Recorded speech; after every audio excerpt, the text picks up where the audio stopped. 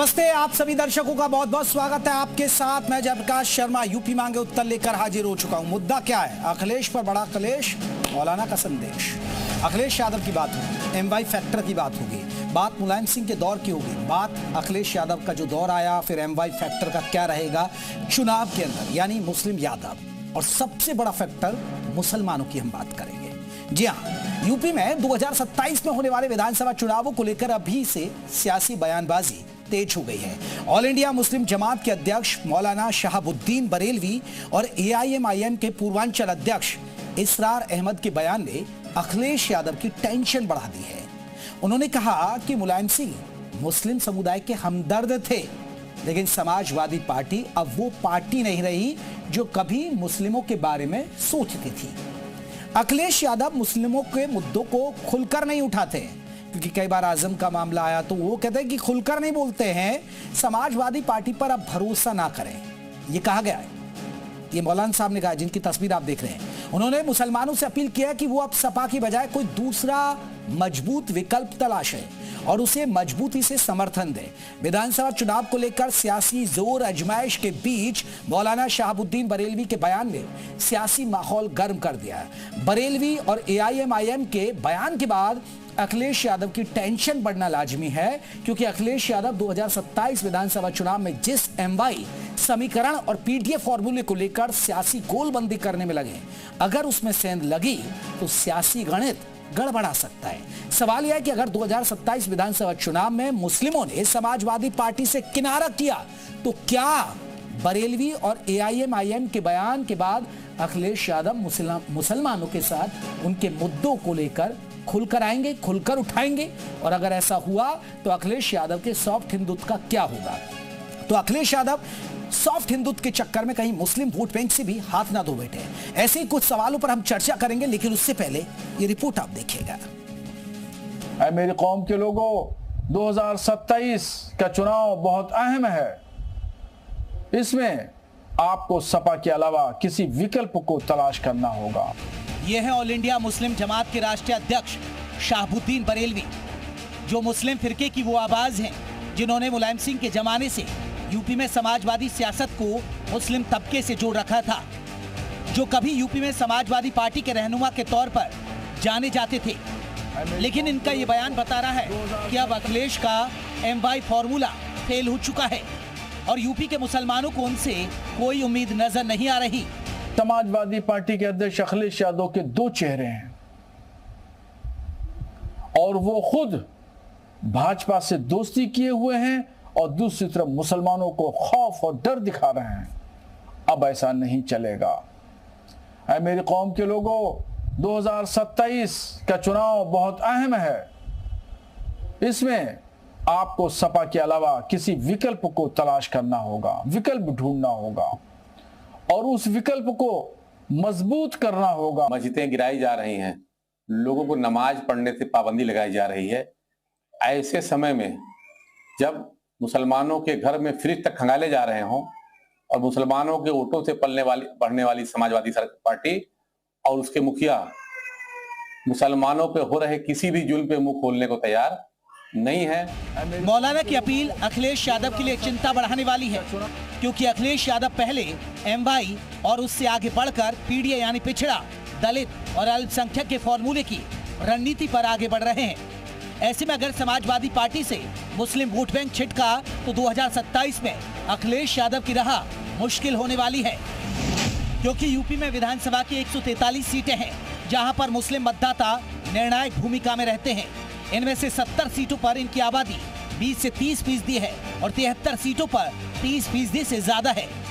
बात अगर बीजेपी की करें तो उसका हिंदुत्व का एजेंडा क्लियर है, इसलिए समाजवादी पार्टी के बाद कांग्रेस की नजर भी मुस्लिम वोट बैंक पर है।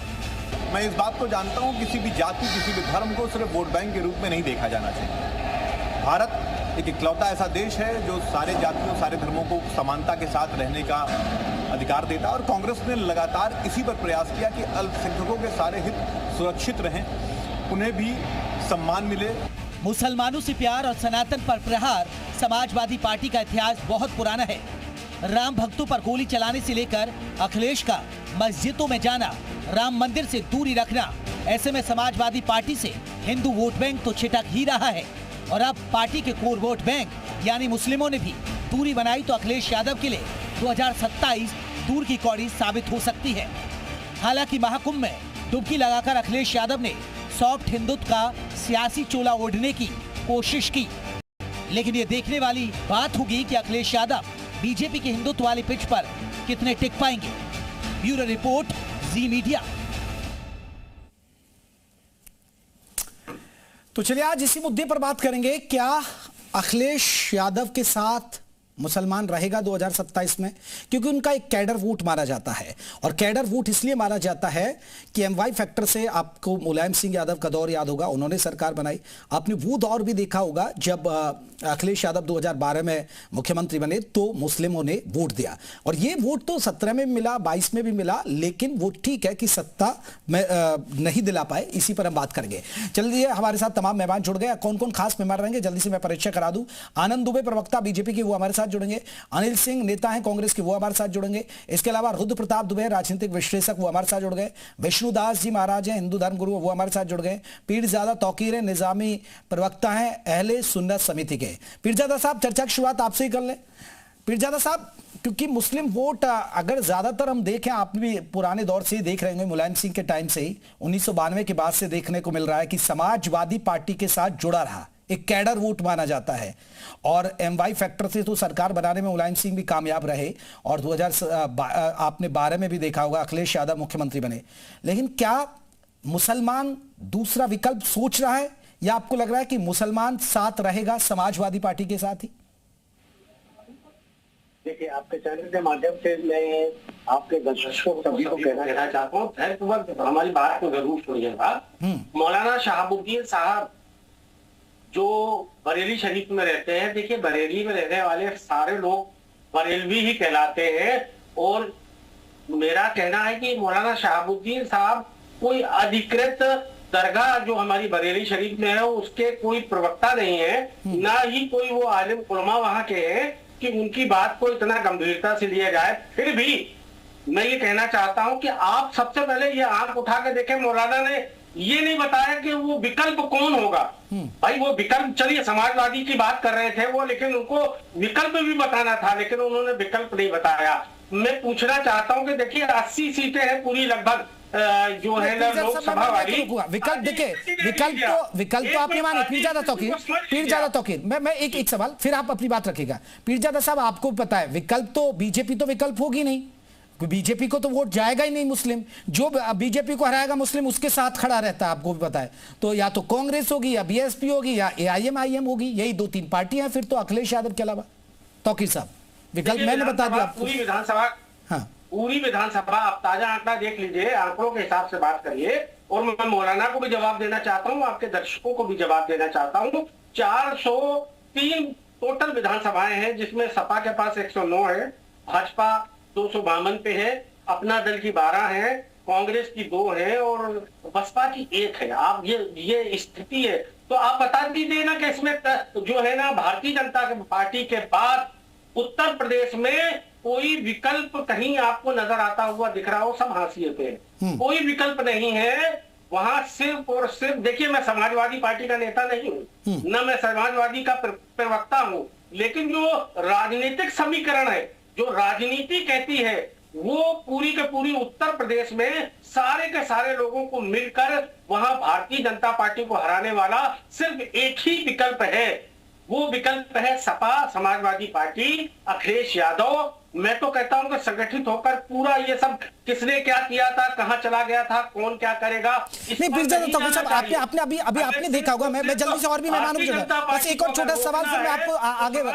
तौकीर साहब, लेकिन अभी ना अखिलेश यादव पर ये आरोप लगते हैं। आपने देखिए आजम खान भी नाराज हो गए थे, इस तरह की खबरें भी आई थी। वो बाद में कोई मिलने नहीं जाता था जेल में, बाद में तो ठीक है अब सेटल हुआ है, सब चीजें हुई। अब वो कहते हैं, अब लोग जो मुस्लिम धर्मगुरु हैं बहुत सारे जो हैं, ठीक है आप जो कह रहे हैं, वो कहते हैं कि ये अब अखिलेश यादव उस ताकत के साथ मुसलमानों के मुद्दे नहीं उठा रहे हैं, उनकी मस्जिदें तोड़ रही हैं, उनकी वहां पर उनके मदरसे तोड़े जा रहे हैं, लेकिन वो कभी ताकत से उनके मुद्दे नहीं उठाते हैं। अब देखिए, अब वो सॉफ्ट हिंदुत्व की तरफ भी ये कह रहे हैं कि लौटने लगे हैं, कभी अब वो कुंभ में भी डुबकी मारने जा रहे हैं। हो सकता है कि धीरे धीरे राम मंदिर के दर्शन करने ना चले जाएं, ये भी तो हो सकता है। तो किस हिसाब से देखिए आदरणीय, वही कहना चाहता हूँ कि संविधान को सारे धर्म हैं, क्या धर्मों को आप अखिलेश यादव जी अगर यादव समाज से आते हैं, आप दलित समाज से आते हैं, वो पिछड़े समाज से आते हैं, तो उनको स्वतंत्रता है कि जहां भी चाहे जाके डुबकी लगाएं, अपने धर्म के आधार पर जिस मंदिर में जाना चाहें जाएं। भाई मुस्लिम समाज के लोग क्या अखिलेश यादव से मस्जिद में नमाज पढ़ाना चाहते हैं? क्या चाहते हैं? देखिए अखिलेश यादव जी जो लड़ाई लड़ते हुए हम लोगों ने देखा है कि पूरे उनके वालिद साहब से लेकर अभी तक का पूरा सिस्टम नजर आ रहा है। तो आप संसद में देखिए ना, वो भी वहां। चलिए तौकीर साहब मैं लौटूंगा जल्दी से। रुद्र प्रताप दुबे साहब, आपको लग रहा है कि ठीक है पीरजादा तौकीर साहब मैं आ रहा हूं। रुद्र प्रताप जी, आपको लग रहा है क्या समाजवादी पार्टी के अलावा कोई मुस्लिम दूसरा विकल्प देखेगा? क्योंकि अब बहुत सारे मुस्लिम धर्मगुरु हैं। आ रहा हूं तौकीर साहब आ रहा हूं मैं दुबे साहब से सवाल, क्योंकि बहुत सारे मुस्लिम धर्मगुरु कहते हैं लेकिन उनकी जो अपील है उसका असर नहीं करता है। थोड़ा बहुत असर होगा तो वो ठीक है, लेकिन उतना असर होता नहीं है। देखिए, कैप्टिव वोटर बनना किसी भी धर्म के लिए या जात के लिए बेहतर नहीं होता। अगर ये पार्टी ये जान गई कि आप उनके गारंटीड वोटर हैं तो वो आपको डिलीवर करने से बचती है, क्योंकि उसे मालूम है उन्हें आपको सिर्फ यही चॉइस है कि आप हमें वोट दें। मौलाना का पूरा बयान मुस्लिमों की बार्गेनिंग पावर को दिलाने के उद्देश्य से है, साफ नजर आ रहा। यहाँ पर जैसे पीरजादा साहब कह रहे हैं कि उन्होंने ये नहीं बताया कि किसको विकल्प होना चाहिए। जिस दिन वो ये बता देंगे कि किसका विकल्प होना चाहिए तब आप ये करने लगेंगे उसके एजेंट हैं। वैसे भी लोकतंत्र में विकल्प बद नहीं बताया जा सकता। आलोचनाएं वो कर रहे हैं कि भाई हमने ये करके देख लिया। जिस तरीके से आजम खान साहब के मुद्दे पर पार्टी की चुप्पी रही, जिस तरह आप देखें पहले MY होता था, अब वो MY कहीं गुम हो गया, मुस्लिम यादव कहीं गुम हो गया, अब PD आ गया है जिसमें M कहीं दिखाई नहीं पड़ रहा। वो अल्पसंख्यक है, अल्पसंख्यक में तो सिख भी हैं, ईसाई भी हैं, बौद्ध भी हैं, सब लोग हैं।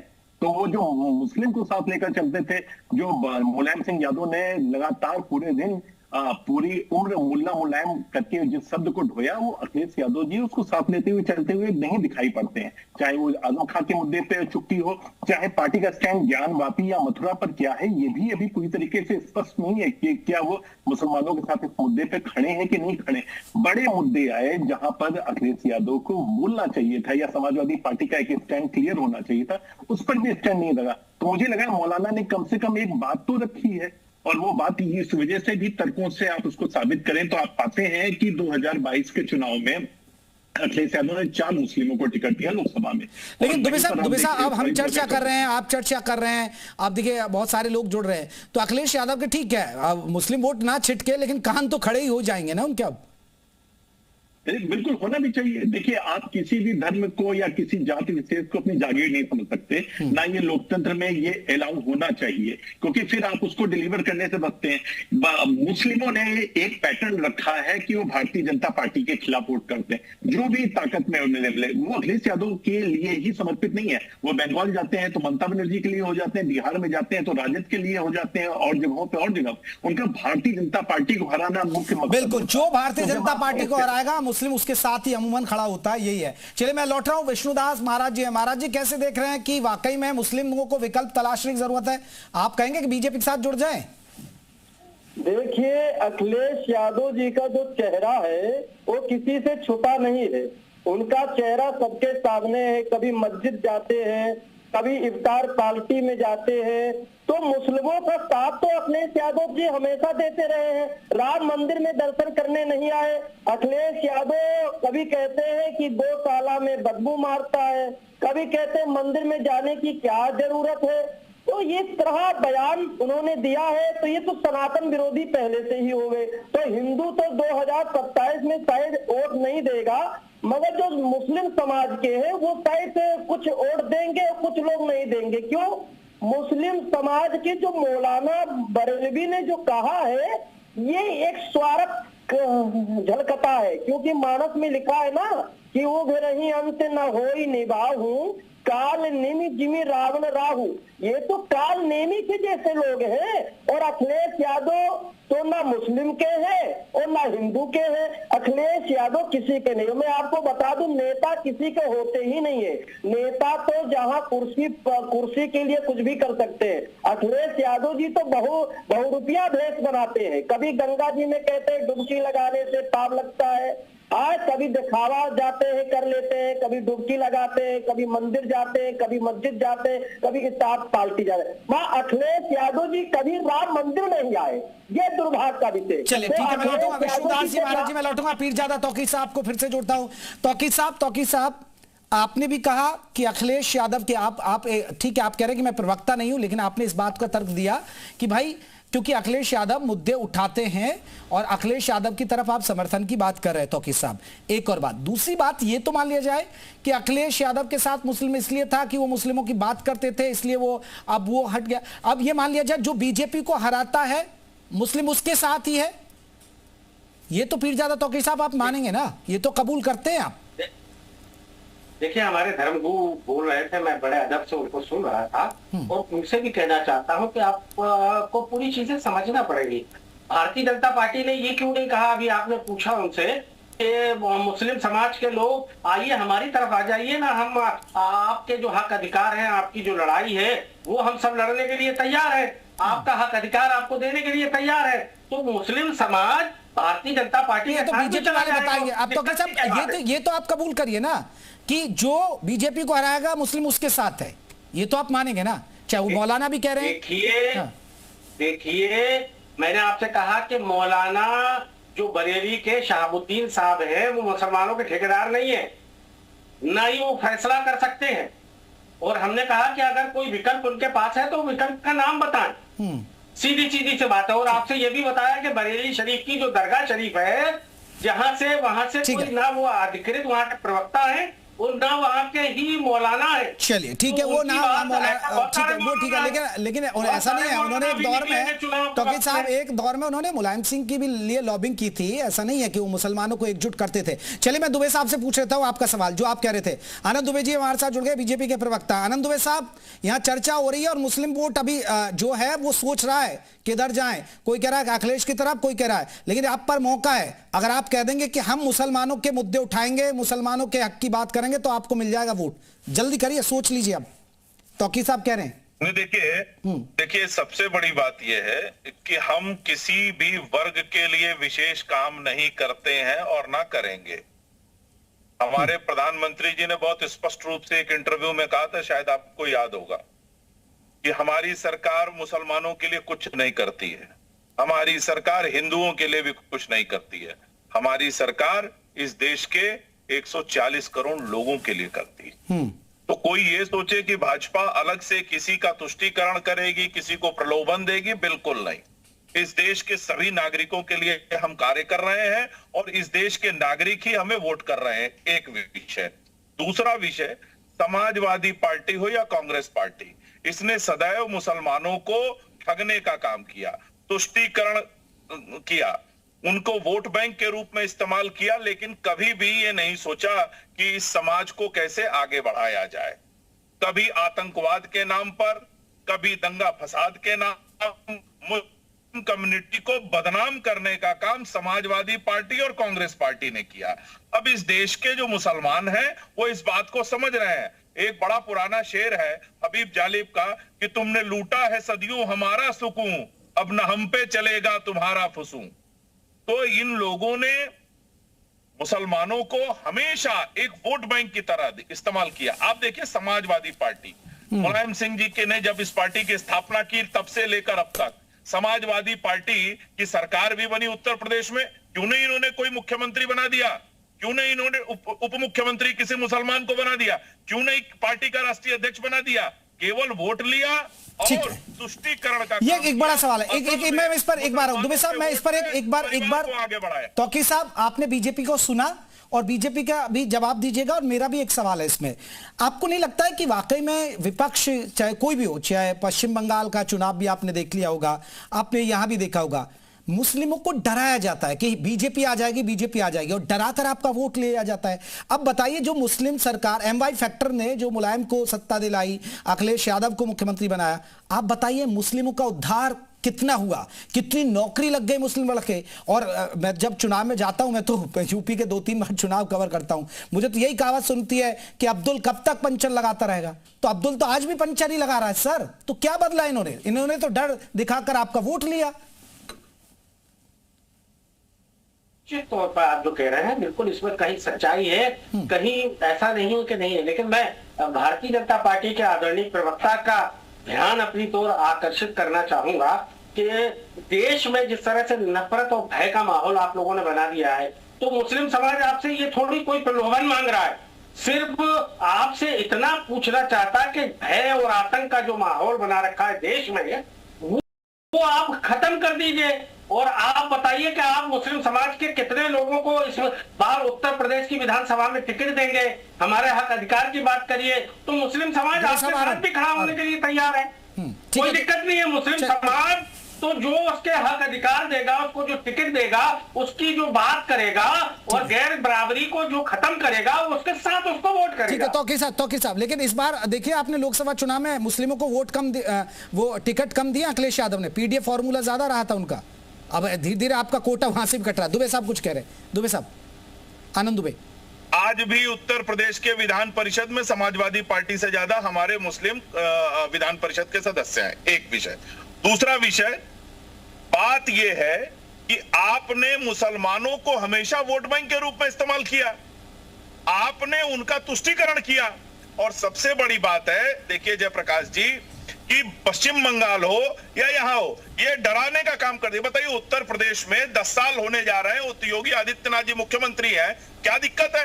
न कोई कर्फ्यू है, न कोई दंगा है, यूपी चंगा है, चाहे मुरादाबाद। दुबे साहब, लेकिन ये तो आरोप लगता है ना, बुलडोजर तो एक ही जगह चलता है, एक ही विशेष वर्ग पर चलता है। ये तो ये आरोप लगाते हैं, एनकाउंटर एक ही विशेष वर्ग के लोगों को होते हैं। ये आरोप तो लगते ही है ना फिर आप लोगों पे। ये दिक्कत क्या है? अपराधियों में, गुंडों में, बवालियों में, दंगाइयों में जाति ढूंढने का काम और धर्म ढूंढने का काम समाजवादी पार्टी करती है। हम तो अपराध के खिलाफ कार्रवाई करते हैं। चलिए, मैं आ रहा हूं, रुद्र प्रताप दुबे का रुख कर लेता हूं मैं। ठीक है, सुन लीजिए बस 30 सेकंड। हाँ, पहली बार अरब देशों में जाकर मुसलमानों को नौकरी करने का अधिकार कब मिला? जब अटल बिहारी वाजपेयी विदेश मंत्री थे, अरब देशों का वीजा खोला गया। बिना महरम के हज जाने की इजाजत कब मिली? हमारी सरकार में। मदरसों के मॉडर्नाइजेशन का काम कब शुरू हुआ? हमारी सरकार में। ट्रिपल तलाक कब खत्म हुआ? हमारी सरकार में। तो मुसलमानों के तो सबसे ज्यादा काम हमने कर दिया है। चलिए, मैं ये है कि हम तुष्टीकरण नहीं करते। चलिए, रुद्र प्रताप दुबे साहब, कितने टिकट दोगे विधानसभा में? बता तो रहे, अब ये तो जिताऊ उम्मीदवार को देते हैं ना तौकीर साहब, इनका पैमाना होता है जो जिताऊ उम्मीदवार है। वो कह रहे विधान परिषद में हमारे मुस्लिम समाज के लोग जिताऊ नहीं है, कोई भी एक भी नहीं है इनके नजर में। चलिए, मैं तौकीर साहब लूंगा इस पर जवाब। एक बार रुद्र प्रताप दुबे साहब, आपको नहीं लगता है कि देखिए सबके एजेंडा फिक्स है? भाई बीजेपी तो हिंदुत्व के एजेंडे पर चलती है और हिंदुत्व के एजेंडे को ही 2027 में धार देगी, क्योंकि उसको हिंदू वोट चाहिए। तो और उधर अखिलेश यादव भी देखिए मुसलमानों की बात करते, वो ठीक है, आप थोड़ा सा सॉफ्ट लेकर चल रहे हैं कि आप ज्यादा मुसलमानों की तरफ देखेंगे तो आपसे हिंदू वोट छिटक जाएगा, क्योंकि बीजेपी एक नैरेटिव सेट कर ही देती है कि विपक्ष तो हिंदू विरोधी है, विपक्ष तो सनातन विरोधी है। आपको नहीं लगा दोनों तरफ से डर दिखाकर एक वोट बैंक को, एक विशेष वर्ग के वोट बैंक को साधा जाता है? डरा के रखती है। मुजफ्फरनगर दंगे 2013 में समाजवादी पार्टी सत्ता में थी, चंबल लोग मारे गए जिसमें 42 मुसलमान थे, 5000 लोग विस्थापित हुए। ये और हाईकोर्ट ने माना कि प्राइमा फेसी समाजवादी पार्टी की लापरवाही रही। तो डर तो वो भी था। दूसरी बात, उन्होंने संख्या की बात की, तो बीजेपी के विपक्ष वाली पार्टियां जहां जहां पर सत्ता में है वहां पर कितने मुस्लिम मुख्यमंत्री हैं या कितने मुस्लिम उप मुख्यमंत्री हैं, उसकी भी संख्या जानना चाहूंगा। तीसरी बात, 2024 के लोकसभा चुनाव में समाजवादी पार्टी ने केवल 4 मुस्लिमों को टिकट दिया था। 2022 के विधानसभा चुनाव में 356 में से सिर्फ 56 दिया था, जो 16% के करीब है। और मुस्लिमों की आबादी लगभग उत्तर प्रदेश में 20% की है। तो जिसकी जितनी संख्या भारी उसकी उतनी हिस्सेदारी पर भी ये कायम नहीं उतरे, उससे भी कम संख्या है। और ये बात आनंद दुबे साहब ने बिल्कुल ठीक की कि विधान परिषद में भारतीय जनता पार्टी के मुस्लिम सदस्य समाजवादी पार्टी के सदस्य से ज्यादा है। उत्तर प्रदेश सरकार में मुस्लिम मंत्री भी है और लगातार दूसरी बात, पिछली बार मोहसिन रजा थे, इस बार अंसारी साहब हैं। तो देखिए मुस्लिमों को लेकर आगे बढ़ते हैं, लेकिन अगर आपकी सोच पूर्वाग्रह से ग्रसित रहेगी तो आपको ना प्रधानमंत्री आवास योजना दिखाई पड़ेगी, ना आपको आरोग्य योजना दिखाई पड़ेगी, ना आपको चूल्हे में जलती हुए आंखों को जलती हुई आंखें दिखाई पड़ेंगी, ना आपको ट्रिपल तलाक से सुधार होती हुई जिंदगी दिखाई पड़ेगी। देखिए आपको पूर्वाग्रह से निकलना पड़ेगा। जब आपको ये लगेगा आपके पास यही दल है, आपने कहा कि मुलायम सिंह यादव से लेकर अखिलेश यादव तक समाजवादी पार्टी मुस्लिमों के साथ खड़ी रही। मुझे तो याद आता है मुलायम सिंह यादव ने लोकसभा में खड़े होकर कहा था प्रधानमंत्री मोदी को कि हम चाहते हैं आप फिर से जीत के आइए। अगर आपको वो नहीं दिखता तो मुझे लगता है अभी भी आप पूर्वाग्रह से ग्रसित हैं। और बार्गेनिंग पावर अगर किसी भी धर्म ने नहीं डेवलप की तो उसका यही हाल हो जाएगा कि उसको ना मुख्यमंत्री मिलेगा ना मुख्यमंत्री मिलेगा, और टिकट तो इसी हिसाब से बढ़ते ही रहेंगे। ठीक है तौकीर साहब, मेरा यही सवाल है। तौकीर साहब आप हिस्सेदारी की बात करें, लेकिन तौकीर साहब अब ये तो कहते हैं हमने अगर योजनाएं मिल रही हैं, राशन मिल रहा तो भाई किसी मुस्लिम को नहीं छोड़ा जा रहा है। अगर किसी को पक्के मकान मिल रहे हैं, मुस्लिमों को भी घर मिले हैं। अगर शौचालय बन रहा तो वो मुस्लिम का बन रहा है। अगर आयुष्मान कार्ड बन रहा है वो मुसलमान का बन रहा है। किसी मुस्लिम को कोई छोड़ा थोड़े जा रहा है कि आप योजनाओं से वंचित हैं, बीजेपी आई थी। अब बताइए, अब ये लोग तो अब देखिए उन्होंने बता दिया दुबे साहब ने कि क्या हुआ था, दंगे हो गए थे, दंगे का बता दिया इन्होंने, समाजवादी पार्टी। अब बताइए कौन मुस्लिमों को मार रहा है। ठीक है छोटे मोटे झगड़े हो जाते हैं और आपसी जब होते हैं, जब भाई भाइयों में झगड़े हो जाते हैं तो ये तो दो कौम का मामला है। तो बताइए कौन हिंदू मुसलमानों को मारने जा रहा है, कौन आतंक कर रहा है भाई को जाके वहां आपको पीट रहा है। देखिए मैंने कहा ना, आपके चैनल के माध्यम से कहा और बहुत ही जवाबदारी के साथ कहा है इस बात के लिए कि भारतीय जनता पार्टी विकास तो जितने भी हो रहे हैं या केंद्र सरकार की जो भी योजनाएं, लाभ तो सभी को मिलता है सरकार का, इसमें कोई अनोखा बात थोड़ी है। लेकिन किस तरह का विकास हो रहा है पूरे उत्तर प्रदेश में देखिए, भय है, आतंक है, बुलडोजर चलाया जा रहा है, सारे धर्म स्थल सुरक्षित नहीं है, वहां पर लोगों की लिंचिंग की जा रही है, रोडों पे मारा जा रहा है।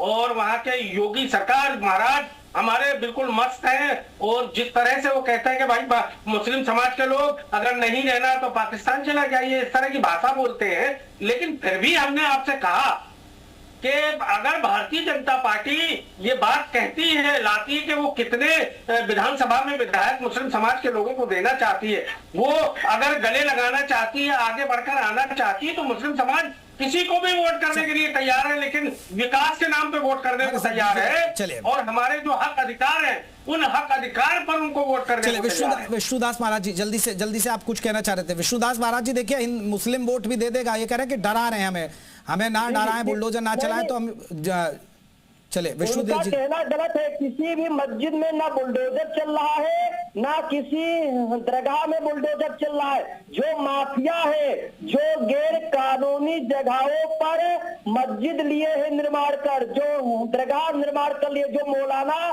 कट्टरपंथी जिहादी आतंकवादी शिक्षा देते हैं मदरसों में, उनके यहाँ जो गैर कानूनी है सरकारी जमीनों को कब्जा रहेकर उन पर बुलडोजर चल रहा है, माफियों पर बुलडोजर चल रहा है। और माफियों पर बुलडोजर चलता रहेगा। योगी राज में तो चलता है उत्तर प्रदेश में, वह पश्चिम बंगाल में भी चल रहा है। ऐसे मौलानों के कारण नफरत फैलता है और समाज में तोड़ते हैं। ऐसे मौलानों के कारण ही कट्टरपंथी जिहादी होते हैं। और मैं बता देता हूँ आपके चैनल के माध्यम से कि 2027 में भी योगी बाबा आएंगे और अखिलेश का जो ख्वाब है वो सपनों में रह जाएगा। मुसलमानों का रक्षा और तौकीर साहब कह रहे थे ठीक है। तौकीर साहब आप कुछ कह रहे थे, जल्दी से कहिए। ये झूठ बोल रहे हैं। देखिए मैं आदरणीय निहायत अदब के साथ कहना चाहता हूं कि इनका चेहरा दिखाने का और है, खाने का और है। अगर भारतीय जनता पार्टी ईमानदारी से सांसद और विधायक नहीं करना चाहती है तो मुस्लिम समाज इनको वोट देने के लिए तैयार है। भले दिल से बात कर रहे हैं लेकिन ये तुष्टीकरण की राजनीति कर रहे हैं।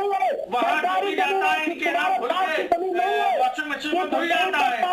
दूसरे लोग बंदे बदमाश माफिया भारतीय जनता पार्टी के साथ है, उसका जवाब इनके पास नहीं है, वो जवाब नहीं दे सकता। चाहते ठीक है ठीक है ठीक है ठीक है तौकीर साहब रुकिएगा। दुबे साहब ये अधिकार है, तुम्हारे पास का जमीन नहीं है ठीक है। कि जहाँ पाओ वही मस्जिद का निर्माण हो जाए। अरे ठीक है विष्णुदास जी रुकिए, विष्णुदास जी रुकिए, ठीक है।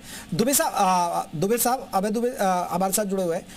दुबे साहब आनंद जी मेरे यही सवाल है, क्योंकि वो कह रहे हैं कि हमें कितनी टिकट देती है बीजेपी, अगर हम सोचे तो कोई विकल्प भी सोचा जाए। तौकीर साहब कह रहे हैं कि हमें डराया जा रहा है, बहक का माहौल बना हुआ है। नहीं, कहीं न डराया जा रहा है, न कहीं भय का माहौल है। इन्होंने पहले ही स्वीकार किया कि सारी योजनाओं का फायदा सबको मिल रहा है, ये कोई बड़ी बात नहीं है। तो आपको सब कुछ अलग से ही क्यों चाहिए, एक्सक्लूसिव क्यों चाहिए? यही सोच जो है इसको खत्म करना पड़ेगा आपको, कि कुछ चीज आपको एक्सक्लूसिव नहीं मिल सकती है। लोकतंत्र में देश के हर नागरिक को जो अधिकार प्राप्त हैं वो आपको भी प्राप्त है, जो सुविधाएं सबको मिल रही है वो आपको भी मिल रही है। अगर आप ये चाहते हैं कि कुछ एक्सक्लूसिव मिले तो भारतीय जनता पार्टी नहीं देने वाली है। दूसरी चीज, आप कह रहे हैं कितने मुसलमानों को टिकट देंगे, बिल्कुल नहीं देंगे। जो हमारा कार्यकर्ता होगा, मुस्लिम समाज का होगा, वो भी देख लीजिए, होगी, वो क्षेत्र में काम कर रहा होगा, उसको देंगे। आपके कहने से जबरदस्ती तुष्टीकरण करने के लिए हम नहीं देंगे। और मैं तो पूछता हूं, आप इतना कुछ होने के बावजूद वोट क्यों नहीं देते, यही बताइए ना। तौकीर साहब ये और बता दीजिए, और क्या तौकीर साहब जल्दी से सुना आपने? देखिए, भारतीय जनता पार्टी को उत्तर प्रदेश का आंकड़ा उठा के दे लिए 5-7% वोट मुस्लिम समाज के भी डलते हैं, हर जगह डलते हैं, सब जगह दिए जाते हैं। लेकिन ये उस आंख से, उस एंगल से देखना चाहिए चाहते, क्योंकि ये हिंदू मुस्लिम एंगल से ही सब चीजों को सोचते हैं। इन्हें मालूम है। चले तौकीर साहब ये तय है कि मुस्लिम वोट नहीं जाता बीजेपी को, जाएगा तो कुछ परसेंटेज है। लेकिन तौकीर साहब मैं आपके, चलिए बरेलवी साहब ने जो कहा आप बताइए, विकल्प पर मुस्लिम सोच रहा है या विकल्प एक ही है, सिर्फ अखिलेश यादव? तौकीर साहब नहीं, विकल्प पर मुस्लिम 100% सोच रहा है, लेकिन मौलाना को विकल्प का नाम भी बताना चाहिए। हाँ। अगर मौलाना विकल्प का नाम बताते तो हम उनको बताते कि हाँ ये विकल्प सही है कि नहीं है। अब मैंने तो बताया थी, वो भी दिखाई। मैंने जो सांसद 80 आपके यहाँ उत्तर प्रदेश में, हाँ। हमने वो भी बताया कि कितने लोगों के कितने जीते हैं। चाहूंगा, मेरे पास इतना वक्त कम था, लेकिन अब जैसे मुस्लिम धर्मगुरु मौलाना कह रहे हैं, उनकी अपील का क्या असर होता है वो तो देखने वाली बात है। लेकिन फिलहाल तो चर्चा ये है कि क्या अखिलेश यादव से मुस्लिम छिटक सकता है, इसी पर हम चर्चा करें। नमस्ते।